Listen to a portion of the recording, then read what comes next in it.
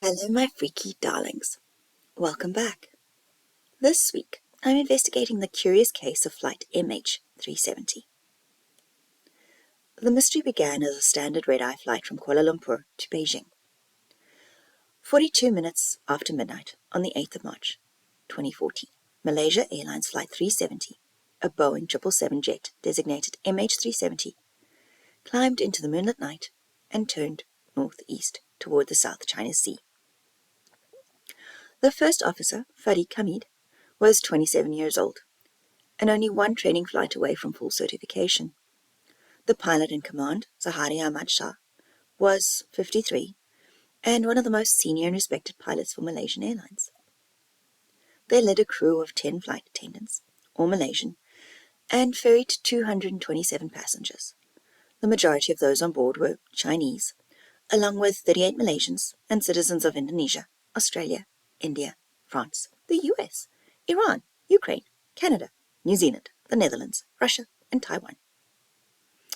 So a pretty mixed bag international flight.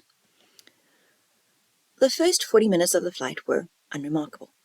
At 1:19 a.m., Flight 370 approached the end of Malaysian airspace. Malaysian Air Traffic Control radioed to pass the flight off to Ho Chi Minh. Zaharia answered, "Good night, Malaysian 370. He didn't repeat the frequency, which apparently was not completely unusual. It was the last time anyone heard from the flight. Zaharia never checked in with Vietnamese controllers. Seconds after it crossed into Vietnamese airspace, Flight 370 disappeared from radar. All subsequent attempts to contact it were unsuccessful. Commercial airplanes are supposed to be reachable at all times, known and tracked. But Flight 370 was gone. Pretty much like an episode of Lost. What followed was delayed confusion on the part of Malaysian controllers and the airline. Shock, as officials scrambled to find the aircraft and loved ones waited in Beijing for a flight that would never arrive. Obsession as the disappearance transfixed international audiences and prompted armchair theories for a seemingly impossible mystery. Devastation as next of kin suffered through hours, then days, then weeks, months, and years of question marks and inconclusive searches. And then speculation as aviation experts, engineers, data scientists, journalists, hobbyists, and crazy conspiracy theorists spent years piecing together a confounding puzzle of evidence into an explanation for the disappearance of Flight 370. The first piece of debris was only found on the 29th of July, 2015, when the right wing flaperon was discovered on a beach on the French island of Reunion, about 3,700 kilometers west of the Indian Ocean area that was being searched by Australian authorities. Over the next year and a half, 26 more pieces of debris were found on the shores of Tanzania, Mozambique, South Africa, Madagascar, and Mauritius. Only 3 of the 27 pieces were positively identified as coming from Flight 370, and 17 were thought to have possibly come from the plane. So 2 pieces came from the cabin interior, suggesting that the plane had broken up, but whether the plane broke up in the air or an impact with the ocean could not be determined.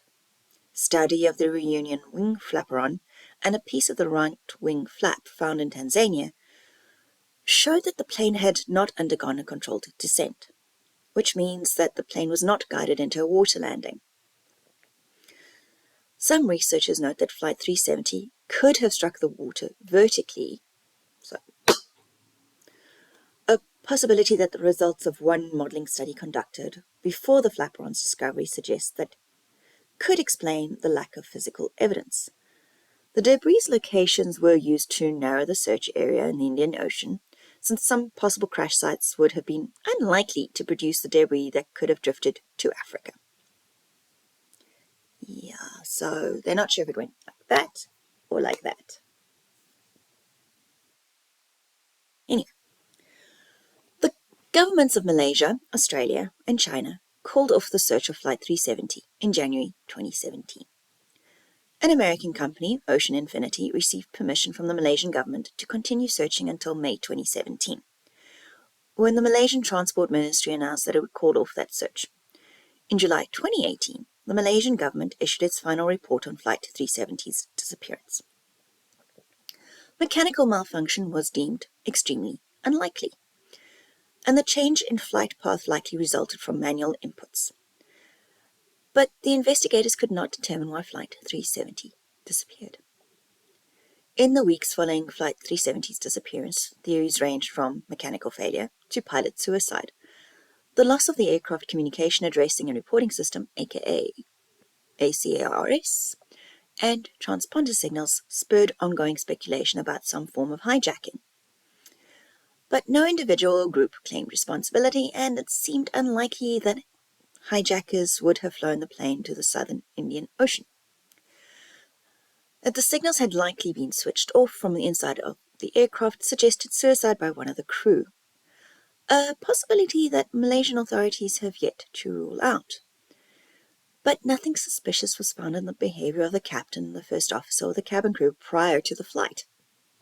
After the discovery of the debris, some speculation that Flight 370 was shot down, but no evidence of shrapnel from a missile or other projectiles has been found. It was even postulated that Russian operatives stole Flight 370 via the plane's electronic bay, accessible by a hatch in the first-class cabin, to distract from the Crimean War. Okay, that's just... Yeah, that's probably one of the craziest fucking things I've heard in a while. And I've heard some crazy shit. Yeah, but anyway. What do you think happened to Flight 370? Suicide, hijacking, missile attack, or maybe just maybe it was abducted by aliens for an intergalactic joyride. I mean, it's as good a theory as any, right? But anyway, that's it for this week. If you've enjoyed this video, please hit the like button and share it with people who are also fascinated by some weird shit like haunted places, urban legends, unsolved mysteries, conspiracy theories, serial killers, mythical creatures, ghosts, and other things that go bump in the night. Thanks for watching. Till next time, stay safe, stay healthy, and remember to keep an eye on the skies. You never know. Flight 370 might just miraculously reappear as though it was a flight out of an episode of Manifest. Anyway, bye.